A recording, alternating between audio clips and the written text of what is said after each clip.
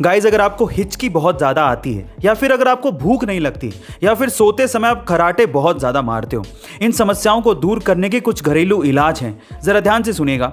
सबसे पहला, अगर आपको हिचकी बहुत ज़्यादा आती है तो आप पुदीने के पत्तों को चबाइए या फिर नींबू को काट कर उस पर सेंधा नमक लगाकर नींबू को जीभ पे लगाइए, आपको आराम ज़रूर मिलेगा।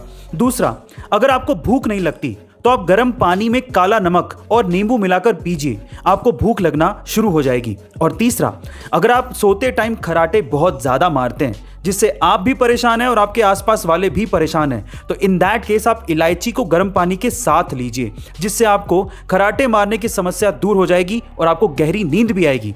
गाइज, आपको ये घरेलू नुस्खे कैसे लगे कमेंट सेक्शन में जरूर लिखेगा और ऐसे अमेजिंग वीडियोस के लिए शेयर, सब्सक्राइब एंड लाइक। मिलते हैं अगली वीडियो में। Thank you.